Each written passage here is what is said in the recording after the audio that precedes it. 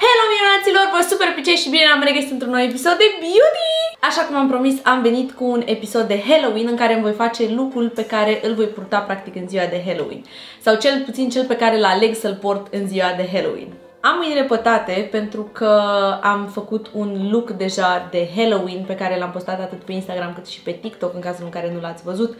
Intrați pe Insta și pe TikTok și o să vedeți acolo primul meu look de Halloween, iar acum voi filma look-ul al doilea. Primul look de anul ăsta a avut foarte mult sânge. Sânge care mi-a pătat haine, bine, nu știu dacă chiar l-a pătat, cred că o să iasă la spălat, dar mi-a pătat pielea și nu vreți să știți de câte ori m-am spălat, am mâinile extraordinar de uscate și le-am și dat cu cremă și tot uscate sunt. Le-am spălat de extrem de multe ori și tot așa arată. Mi-am murdărit jumătate de casă, iar Ștefan era, oh my god, ce-ai făcut, ce-ai făcut? Da, este regulă. A ieșit un look tare drăguț și îmi place super mult, așa că look-ul de astăzi nu va conține atât de mult sânge, așa cum ați văzut deja probabil în thumbnail. Anul ăsta am ales să fiu vampir. Și în primul look, dar și în look-ul de astăzi. Doar că va fi o mică diferență. În primul look a fost o baie de sânge, iar acum nu va fi așa. M-am gândit ca look-ul de astăzi să fie unul dus un pic înspre real. Bine, n-are logică, dar înțelegeți voi la ce mă refer. Dacă aș fi un vampir for real, nu cred că m-aș vedea pe stradă cu sânge la gură și chestii, sau cel puțin așa vreau să cred. Cumva aș adopta un stil care este de vampir, dar în același timp este și cool și sexy și o chestie purtabilă. Pe scurt, astăzi voi fi un vampir. Mișto, sper eu. Așa că gata cu pălăvrăgeala și să trec la treabă. Deja ați văzut că am baza machiajului pus, adică fondul de ten și pudra. Ce? Pudră? Așa se pronunță, pudră? Și vouă vi se întâmplă să aveți un cuvânt care deodată iese pe gură și vi se pare că nu sună normal? Ei, în momentul ăsta la mine pudră sună dubios. Pudră. Da, e ok, asta e cuvântul. Să revenim, în momentul de față am fondul de ten, concealerul și pudra aplicată și sprâncenele făcute. Am ales să am baza machiajului deja aplicată, tocmai pentru a nu plictisi, să nu vă arăt încă o dată cum îmi aplic eu fondul de ten și toate cele, în condițiile în care am aplicat același fond de ten, același concealer și mi-am făcut sprâncenele în același mod, însă vă voi spune oricum produsele pe care le-am folosit. Concealerul pe care l-am folosit este Naked 50CP. Fondul de ten este o combinație între două nuanțe de la Fenty și nuanțele sunt 8 și 14, pe acestea două le-am combinat și mi-a ieșit această nuanță de pe față, iar pudra nu o am aici, dar este Huda Beauty Banana Bread.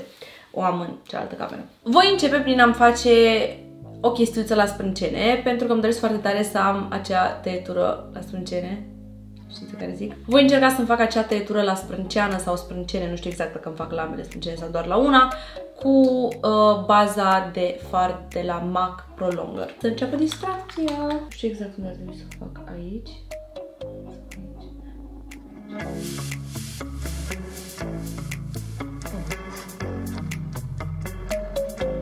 I'm a bad vampire.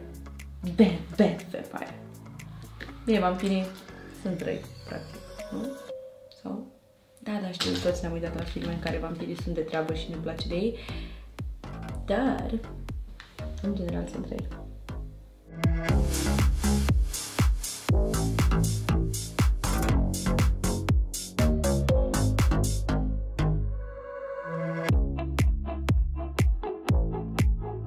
Am exagerat, era bine liniuța aia și eu am exagerat acum și am făcut o dita mai linia, fără din nou mai subțire. Sper să-mi iasă.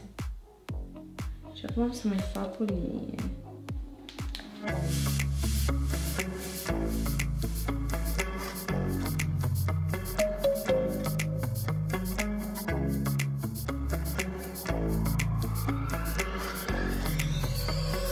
Cool, îmi place. Vreau să evidențiez un pic mai mult, așa că mai vin cu produsul de sprâncene.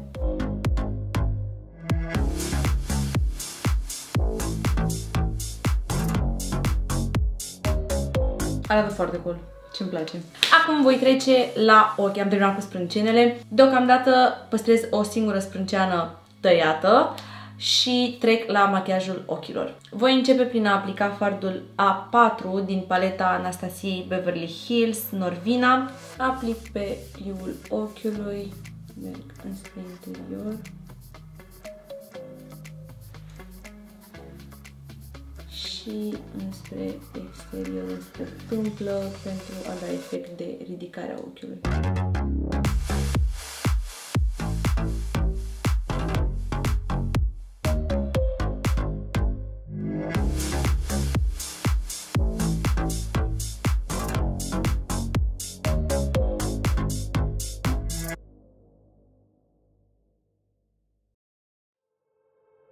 Iar acum voi lua nuanța B5, care este o nuanță rece, și o voi aplica în zona internă a ochiului, înspre nas, și voi blendui înspre sprânceană și ușor înspre interiorul ochiului.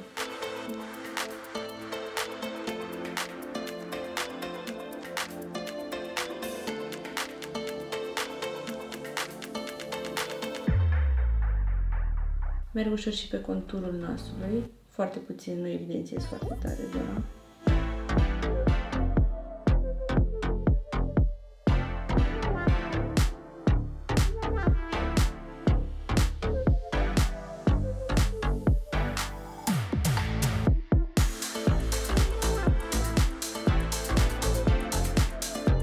Iar acum voi aplica nuanța D1 pe ploapa mobilă.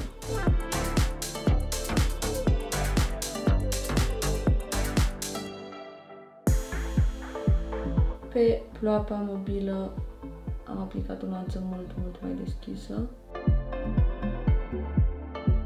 pentru a contura mult mai bine ochiul.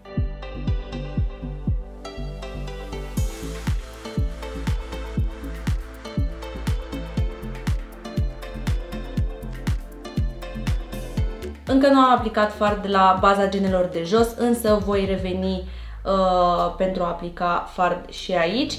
Deocamdată am terminat cu aplicarea fardului pe partea mobilă și voi trece la eyeliner. Voi folosi un eyeliner roșu și am două variante. O variantă din paleta de la NYX, asta este paleta, sau o variantă de eyeliner de la Kat Von D.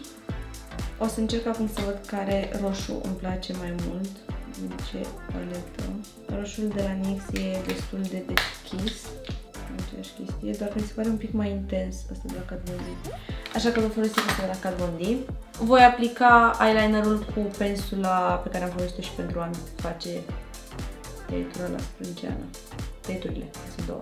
Voi trasa mai întâi o linie din colțul exterior înspre sprânceană. Nu mă duc foarte mult în sus. Iar acum unesc cu baza genelor și umblu.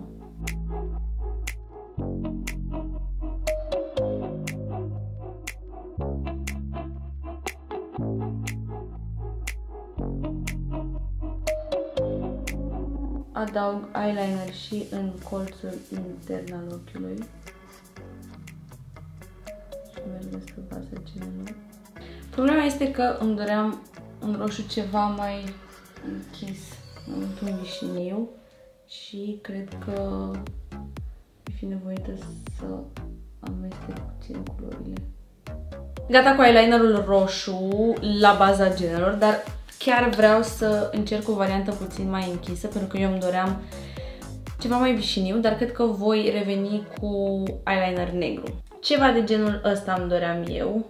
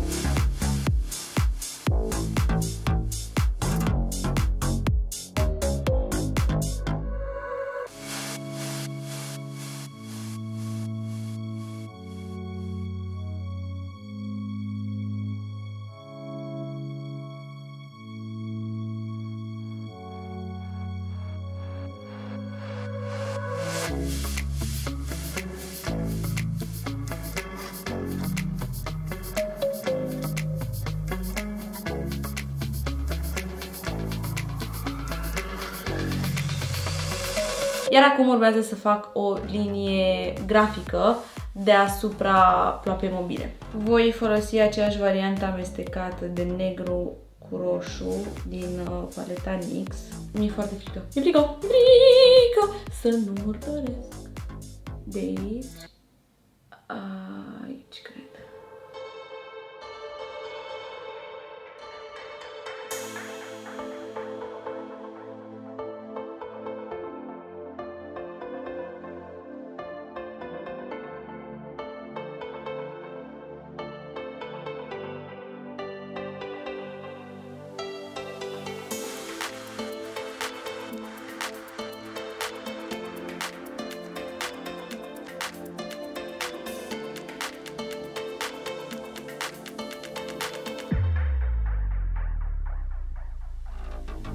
Voi trece la o pensulă foarte subțire, pe care n-am folosit-o niciodată până acum și sper să mă descurc cu ea, care cumva cred că e perfect grafice și cred că ar trebui să o folosesc de la început.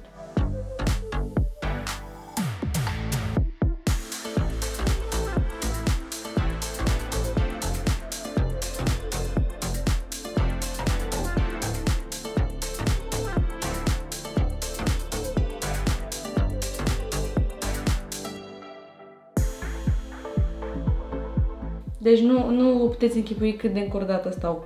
Ok. Acum îmi doresc să îngroș un pic linia în zona de aproape de mijloc, zona asta de aici.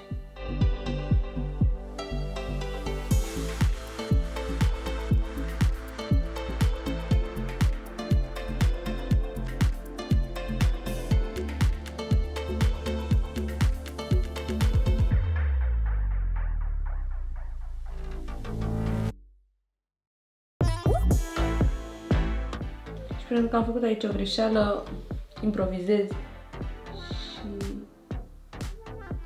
mai adaug aici o linie pe care o unesc cu linia de la final. Așa că cred că trebuie să o îngroșim.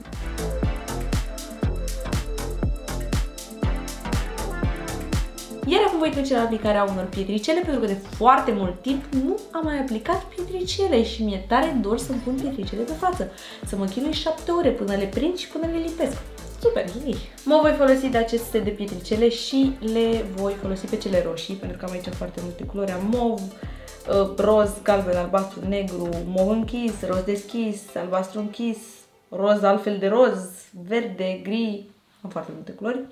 Însă eu voi lua roșu. Pentru a lipi pietricelele voi folosi lipiciul de gene Duo. Ok, voi începe să lipesc pietricelele și le voi lipi pe linia grafică. Voi începe din exterior.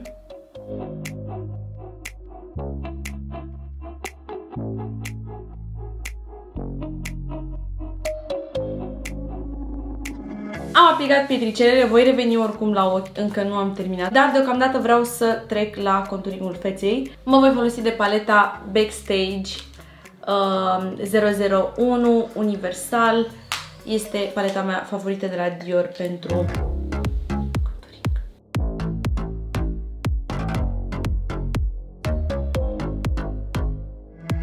Am ales această paletă pentru că este mai intensă și îmi pot face conturingul foarte bine.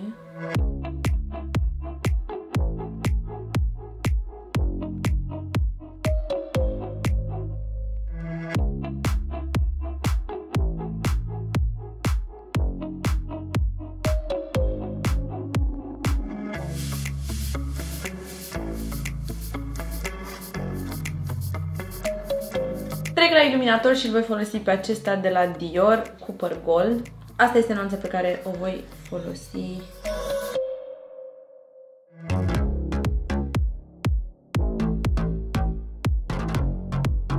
Pe cadă.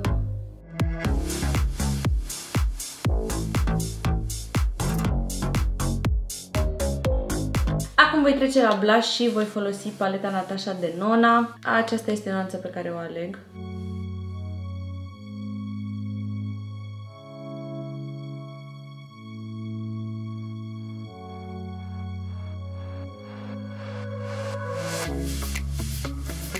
Acum că am terminat cu blush-ul și conturingul feței, voi reveni la ochi pentru a termina tot ce voiam să fac aici la ochi. După care mai am doar rujul de adăugat și terminăm look-ul de Halloween. Am să revin cu eyeliner negru la ochi.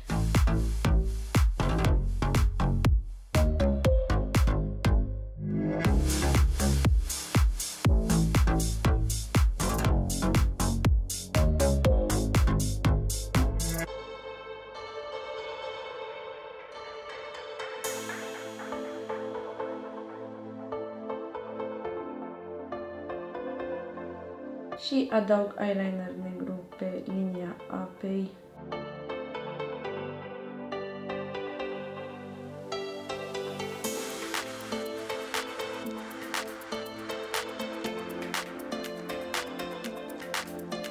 Iar acum revin puțin la paleta Anastasia Beverly Hills pentru a adăuga puțină culoare la baza genelor de jos. Voi lua nuanța A4 și voi adăuga la baza genelor.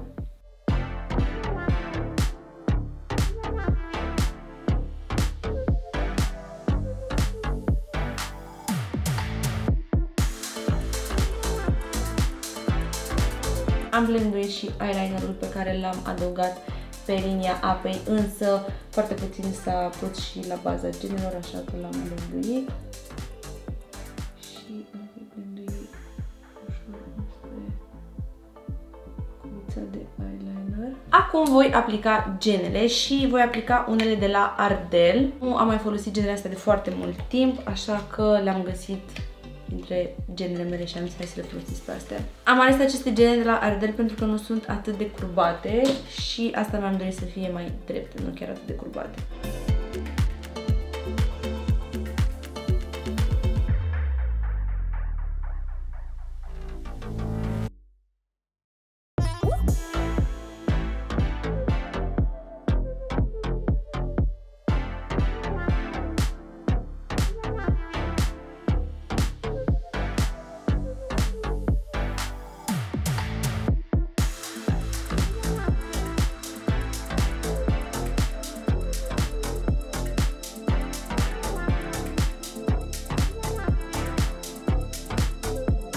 Am terminat cu aplicarea genelor, iar acum aplic rimelul, care este Betchial de la Benefit.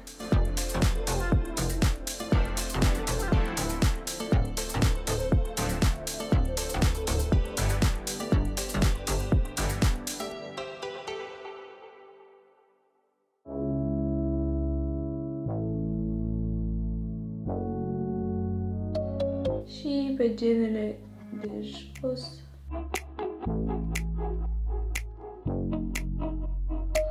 insist cu rimel pentru a le lungi și a le face foarte vizibile. Ador, ador, ador, ador, arată superb. Ochii arată superb. I love it. Pentru buze voi folosi tot paleta NYX.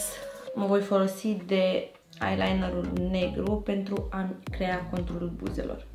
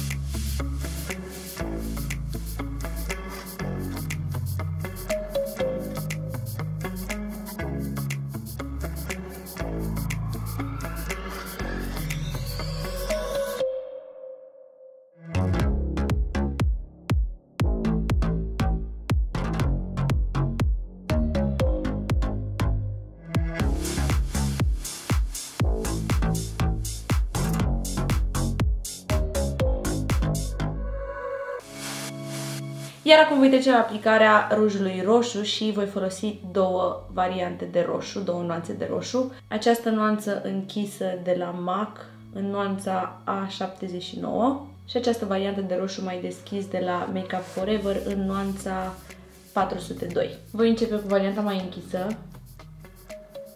și eu voi aplica peste zona cu negru.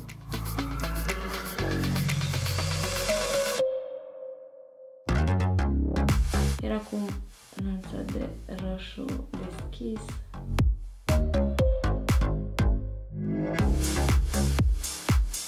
Iar acum voi blendui.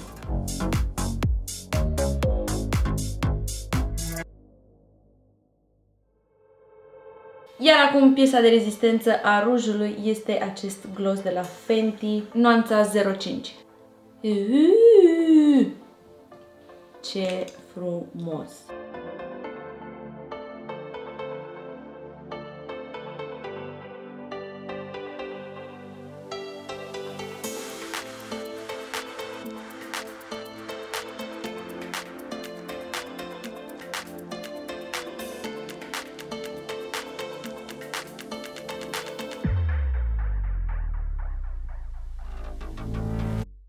Ce frumos se vede acest gloss. I'm in love! Ok, am să îmi adaug lentilele. Eu m-am dorit foarte tare să găsesc lentile cum am avut acum 2 ani. Varianta aceea de lentile albe care acoperă irisul, însă nu am găsit.